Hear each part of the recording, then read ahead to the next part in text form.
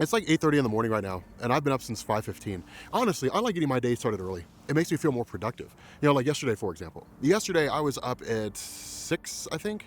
No, 5:30. I was up at 5:30 in the morning, and I had a ton of stuff to do yesterday. I had to go to the DMV. I had to get the Ford Edge taken care of to get it get a temporary tag. I had to call a company about shipping the Ford Edge out to Lexington, Kentucky. I had to detail the Ford Edge, get it all cleaned up and everything, vacuum it out, clean it, clean off the dash, center console, all that kind of stuff. I had to take a whole bunch of boxes from the garage to the recycling center out by Fort Collins. I had to give Gary his paycheck. I had to mail paychecks out to everybody else. I had all that done by 2 p.m. And it was like, wow. And I had the rest of the day just kind of do whatever I wanted to. I like being up early. It makes me feel productive. That's because I know all the things that I usually have to do. I didn't record any audios or anything, otherwise I probably would have tacked onto it. I would have done that earlier, which meant that I would have got everything done probably around 4 o'clock or so. But I like being up early.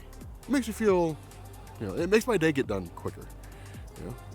I mean, normally I don't really have a whole lot to do except to record audio, so technically my workday would be done by like 9:30 a.m. at the latest. So that's always cool. Then I have like the rest of the day to do whatever I want. Watch Netflix, play video games, go take pictures of stuff, different things like that. But in this video, I want to talk about self-worth. I want to talk about, the value you put on yourself as a person. And it's kind of an interesting thing because I think for a lot of this video I think is going to be geared more towards the younger crowd. I think we're going to do that. We're going to gear this message towards young girls especially, but young men as well. In this world that we live in, this world that we occupy, that we were born into and that we will die in, you will encounter all manner of situations. When you're young, you're impressionable. That's just the way it is. When you are young, you are impressionable because you're still trying to figure yourself out. And your self-image in a lot of ways lives or dies by how your peers view you. When you're in middle school, when you're in high school, it lives or dies by how your peers see you as people. And I won't doubt that in 2019, well, really, 2019 now, bullying is a whole different situation, right? When I was growing up, it was simple. It was people shit testing you. That's all it is, right? For you guys who don't know what shit testing is, shit testing happens in all variety of situations, right? It happens when you're in school, it happens on the job site, it happens when you're in prison, it happens in the dating scene. You walk up to a woman and she starts giving you shit. Checking to see what kind of a guy you are. Are you a guy who just rolls over at the first sign of conflict, or are you a guy who stands up and says, "Hey, look, either you can give me your number, or you could be one of the few women who have been unfortunate to miss out on all this." You can be any. You can. It'll present itself in a wide array of different scenarios. But growing up for me, when I was in middle school, I was in high school. Somebody gives you a hard time, you give them a hard time back. Bullying was a physical thing, right? They pick on you, you beat the hell out of them, and they don't bother you anymore. Nowadays, you guys have to deal with the digital sphere, but with social media and all those different things, it takes a whole different turn. But more so than just being bullied, how you're viewed is not just how you're viewed in school. It's your social media. You don't use Snapchat. I don't know if young people use Snapchat anymore, but it's like you don't use Snapchat, or you don't use Instagram, what social media do a lot of you young people use now? I don't really know what social media platforms a lot of you young folks use. I imagine a lot of you young folks use like Instagram, Twitter. I don't know if you guys still use Facebook, different things like that. But you guys understand what I'm saying. The idea behind this is that it comes from all directions for you. And a lot of you young people probably have this inherent desire, almost like this drive to fit in. And it's always been that way, right? It's the only thing that's really happened is the manner in which you try to fit in. There's a train down there.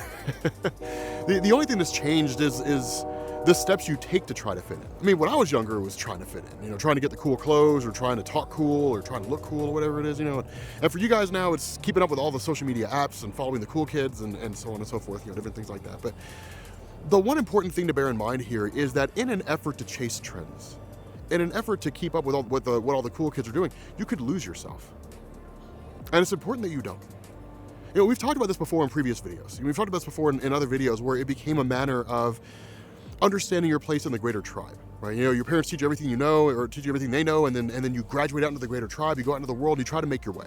And you go into your pre-teenage years, and you go into your teenage years, you go into your late teen years, and I guess young adult years, then you go into your adult years.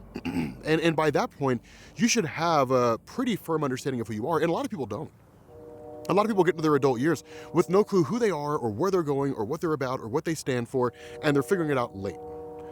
And so to kind of nip this in the bud, for you young people, by and large, you're not a blank slate, right?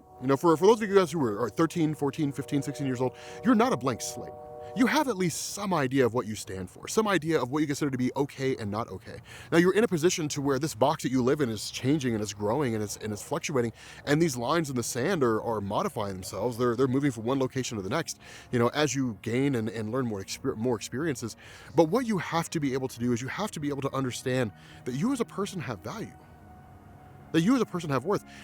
You're going to be bombarded in all directions, people saying that you need this, you need that, you have to do this, you have to do that. Makeup is especially a big thing. We'll buy our lipstick because if you do, you'll look beautiful. Well, who said you weren't beautiful before? We'll buy our clothes because if you wear our clothes, you'll look beautiful. Well, who said you weren't beautiful before? I mean, the implication of a commercial like that is to say that you're not beautiful, but if you buy their product, you will be. But that's ridiculous. That's a preposterous notion. For you young men out there, if you buy our cologne, you'll be handsome. Women will want you. Well, who's to say they didn't want you before?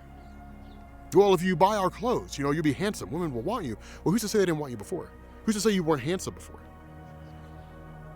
The idea behind this is that all that stems from self-worth. It stems from your self-esteem. The value you place on yourself as a human being. Are you a good person? Are you a bad person? Now, here's the important thing to bear in mind. It's very easy to get swept up in the idea that good people do good things and bad people do bad things, but it's not an absolute. There are good people who do bad things, there are bad people who do good things, so there's everything in between. People mess up and they make mistakes and they screw up, and you see that in relationships all the time. They say things they shouldn't say, they don't say things they should say. It's the nature of things. It's the nature of the world we live in. You have to place value on yourself as a good person, because you are. You're not a bad person. You're not a terrible human being. Shy of going out and murdering people or intentionally inflicting harm on others, you're not a bad person. So don't treat yourself like you are. Now, the question becomes here, if you are in a situation where you don't know what your self-worth is, if you don't know where your self-esteem comes from, if you don't know whether or not you're a great person, then do what I did when you were in that scenario. Make a list. Nonetheless, so getting into this whole idea of self-worth, if you're trying to figure out what your self-worth is, and then literally start assigning values to yourself, like literally look through at the traits of your personality, of who you are as a person, and then go from there. And literally sit down and say, okay, here are the great things that I bring to the table. It's important that you underscore that. It's important that you focus on the great things about yourself, because if you don't, it can get lost. You can spend so much time focusing on the negative. You can spend so much time focusing on the bad. You can just become pessimistic when it comes to who you are as a person. You don't want to become that kind of person. You don't want to become somebody who's pessimistic and beats themselves down and talks about how crappy you are and how terrible you are. For example, I don't really believe I'm an inspirational person, but I do know the great qualities about myself. Like I'm trustworthy. I'm a person people can put their trust in. You tell me something, I'm not going to go run around to the world and tell everybody everything I heard. I don't play that game, because I've been down that road and I've had that happen to me and it sucks. I'm a person of confidence. I'm a person who's motivated and driven. I'm a person who cares about the people around me. You go to Daniel or Raj, you talk to them, two closest friends I have on the planet outside of Mariah, and you go to them and they say, Rob, I need to talk to you about something. You go to them and you ask them, you say, can you talk to Rob about anything? They'll say, yeah. Rob's great at being able, I can talk to Rob about anything. I can go to them and talk to them about anything. Now, of course, Mariah is my best friend right now. She's the woman that I'm dating. Why would she be anything less than my best friend at the moment? But yeah, make a list of what you're about. Make a list of your great qualities. And when I say make a list of your great qualities, I mean all of them. I could run over the list of all of the things. I'm good at public speaking. I'm very, very knowledgeable. I'm good at memorizing things that I care about. I have a passion for comic books. I am a jack of all trades. In my effort to figure out who I was as a person and what I liked and I didn't like, I experimented with a wide array of different things. I experimented with Photoshop and graphic design. I experimented with web design. I've actually got a website. Most people don't know that. I actually have a website, and I can build websites. I'm not, I'm decent with JavaScript, and I'm by no means good at programming Perl or PHP or anything like that, but HTML, CSS, I can do that stuff in my sleep. I can run over a list of qualities of the things that make me that I think make me a great person. And so you have to be able to do the same. Make a list of all the qualities that make you a great person. And it's not arrogance. This is not you being arrogant, and it's not me being arrogant by running over those things. This is you understanding who you are. Now, if you begin walking around and you begin talking about how great you are, and in the face of people pointing out your flaws, you refuse to acknowledge them and say, no, I have no flaws. Well, then now you're being an asshole. But going through and making a list of your great qualities, the things that make you awesome, the things that make you a great person, that's not arrogance. That's coming to grips with who you are and accepting who you are. You have to be willing to change. You have to be willing to accept that you're not the greatest thing since sliced bread. But you have to come to grips with the great things about yourself. Otherwise, you'll get stuck in a rut. And you don't want to be that person. So do not let the world tell you that you're not great. Don't let the world tell you you're not beautiful. Don't let the world tell you if you do this and you do this and you do this and if you buy their products, you'll be awesome. Don't do that. That's terrible. You're already beautiful. You don't need makeup to tell you that. Mariah, let me tell you something about Mariah. Mariah is stunningly beautiful. I tell her that all the time. She is naturally beautiful. She looks even more beautiful with makeup on. But when she's walking around with no makeup on, shit, she's stunningly gorgeous. It baffles me. God, she is beautiful. Jesus Christ. You know what? Here, I'm gonna tell her that. I'm gonna text her that right now. My beautiful Mariah. You are the most beautiful woman in the world, Mariah.